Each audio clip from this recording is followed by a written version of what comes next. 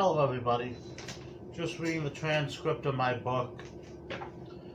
Got the money to publish it, can't publish it. Well, happy Saturday apologetics. But I was thinking, as I often am, about atheists. Will Raven too has in fact informed me he is going to publish our debates with some editing. I know, right? I can't wait to see how he's going to edit them. However, in the meantime, I have been in quarantine watching mostly What Do You Mean? And he recently made a video as a parody / response to genetically modified skeptics. What if atheists argued like theists? Now, genetically modified skeptic and What Do You Mean have a pretty interesting relationship with each other. And by interesting relationship, I mean, if What Do You Mean was to ask Drew, genetically modified skeptic, if he was to ask him to jump, he wouldn't ask him, he would tell him to jump. To which genetically modified skeptic would say, "Yes, Daddy, how high?" In other words, to put it in good Christian terms, genetically modified skeptic has been What Do You Mean's hobby to expose, and he has done a great job. A little while back, genetically modified skeptic was making YouTube videos entitled "The Tier List for God's Existence," where he examined certain arguments for God's existence, and he said what he thought was wrong with them. What Do You Mean made a video exposing some of his stupid logic, as you can see here. Evaluating the arguments for God's existence with Pascals Wager. So what's ironic about this is that the first argument for God's existence that he gives us isn't even an argument for God's existence. It's about the belief in God, not God's existence. This argument commits a black and white fallacy, asserting that only two alternative states exist as possibilities, while other possibilities in fact exist.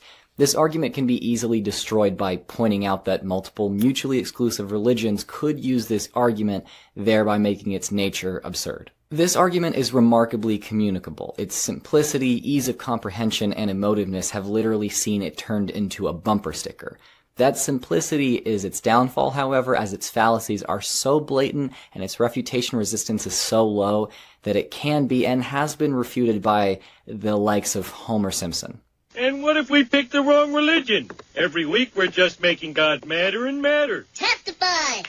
With no special abilities and wildly unbalanced stats, Pascal's Wager lands squarely in F tier despite its popularity. Now, I will say that he does make a decent point when he talks about there being different views that are mutually exclusive, even though both me and Pascal himself would disagree that all views are equal. Pascal also argued extensively for the resurrection of Jesus, so more than likely Pascal would have given the reasons for why he chose to dichotomize between Christianity and atheism.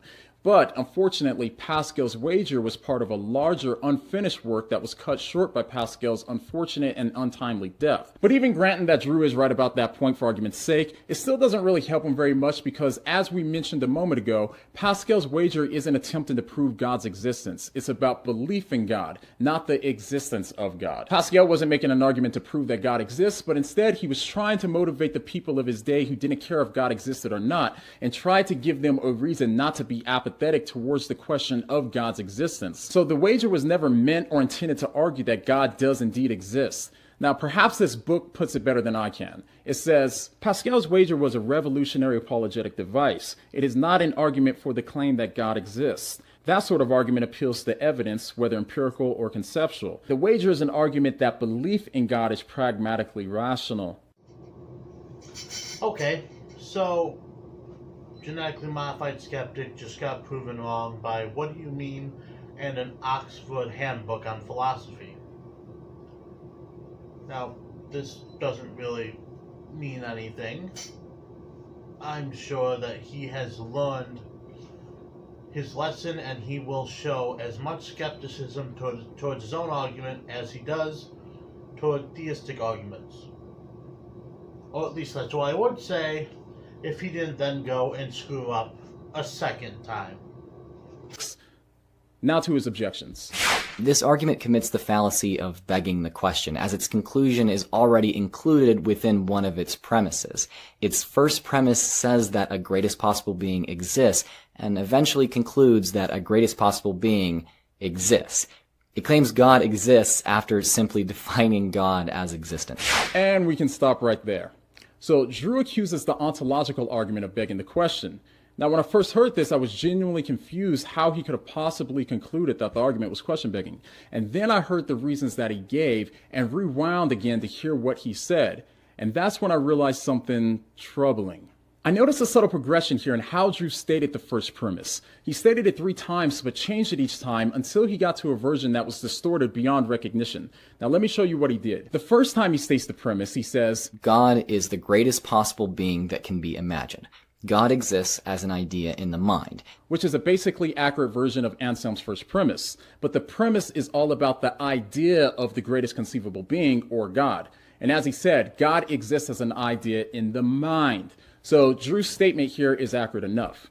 But then he restates it a second time in what he calls the basically boiled down version as being a greatest possible being exists somewhere. So now this isn't exactly true, but if I'm being charitable, I guess I can kind of sort of see it's true if in the mind as an idea counts as somewhere. At the risk of sounding redundant, but just to make sure we're all on the same page, the first premise is about the idea of God, not about God actually existing in reality. Then, right when he gets ready to present his objection to the argument, he restates the first premise one more time as its first premise says that a greatest possible being exists, which at this point doesn't even remotely resemble Anselm's first premise, nor does it fit anywhere in the flow of Anselm's argument. Again, the starting point of Anselm's argument is all about the idea of the greatest conceivable being, not that the being exists. And anyone who's read literally anything on this argument before already knows this, since it's the most absolute and most basic idea in the argument. Now, I want... Ouch. Think I got hurt just watching that. Getting a real hint of secondhand embarrassment. However, for all you who have never seen a boxing match, and you don't know what a technical knockout is, this is the third and final knockout that What Do You Mean delivered in his most recent video as a response/parody to Genetically Modified Skeptics video, What If Atheists Argued Like Theists? Theist now proves that you were never a true atheist. You know who else was a theist? Hitler! Funny, right? Yeah, sounds pretty ridiculous, doesn't it? Do you think any theist would actually be persuaded by these arguments? I don't think so. That's why these arguments shouldn't be used by anyone. The point is, if you make an argument that can be flipped around and used just as effectively to support a completely different point, then your argument isn't really effective at all. This goes for anyone on any side of any issue. Before using an argument, try swapping out a few words here and there to see if it works for any point. If it does, then it's not really an argument worth using. Now, obviously, I didn't go after any halfway sophisticated arguments for God's existence, just some of the more common cliches that atheists hear all the time. There are definitely much more nuanced arguments for theism. So if you want to see those debunked, then go ahead and check out the videos in my card box. Finally, it's pretty apparent that this video was inspired by one of Hemant Mehta's recent videos, so I'll go ahead and link that in the card box too, and you can check it out. Thanks for watching. This video was so funny that after watching this, I asked my friend Organically Qualified Epic to make a video called If Theists Argued Like Atheists. Take a look. You ever wondered what it would sound like if theists started arguing like atheists? I would just love to believe, and I'm really open to being convinced otherwise. I just need for you to give me a single shred of evidence that I'm wrong. Nope, not convinced. I'm not saying your views are wrong. I'm just saying that I lack belief that you're right. Ha! Equal rights? If you were born in Saudi Arabia, you wouldn't even believe in equal rights. You've been so indoctrinated. We're all theists. You just believe in one less God than me. The only reason I spend so much time debating secular people is because they keep trying to impose their secular views on everyone else by having their secular beliefs pass legislation. Ha! You call that evidence? All you have are some guys saying that they did some experiments. You don't have evidence, you have claims. Claims aren't evidence. You don't believe that God exists? There are so many different ways of thinking about God and religion. What makes you think that your view is the right one? I need scientific evidence. There is no scientific evidence that Darwin existed. All I need is a shred of evidence. Now continue giving me evidence while I sit back and tell you how I'm not convinced. And I'll tell you that that's not even evidence. I don't need... The only question I really have for Drew at this point in time is, how far up your rear end does what do you meme have to stick his foot before you get the idea to be a good boy, just sit still and stay? Well, I myself have been thinking about this, and I've actually stumbled on some pretty big problems I actually have with atheists. The very first one being something that atheism's favorite drunk uncle, Matt Dillahunty, has in fact said repeated times. Well, I don't know what would convince me, but if God's real, he knows, so he should do it. Matt, in the off chance you are watching this video, for the love of God, I know that you have never been a very responsible person. However, for the love of God, consider showing some responsibility. Because when you pin things off on a creature that you don't believe even exists, come on, that's low, even for you. So that's essentially it. If God knows what would convince me, then he should do that thing. The only problem is, if you're Matt Dillahunty, nothing will convince you, therefore God will do nothing. God would have to infringe on Matt's free will. He's not going to do that. Now, for all you who are sitting there thinking to yourself, maybe you're a Matt Dillahunty fan and you are looking about as uncomfortable as Matt Dillahunty did when he said,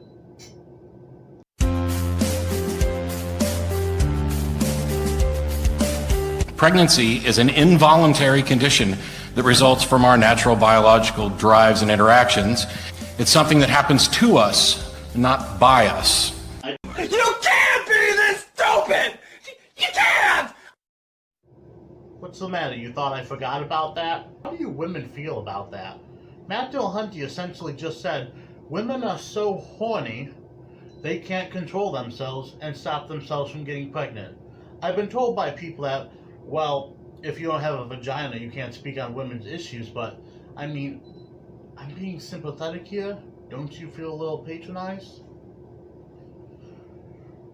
Well, this brings me inevitably to the guy I was reminded of, because he is in fact the last person mentioned in the dedication page of my book. The guy that answers the question, what if The Undertaker became a part of Green Day? Honra. Yes, that guy again. The only guy who can succeed to aggravate me more than Holy Kool-Aid, just off how sheerly confident he is that he's right when he is obviously wrong.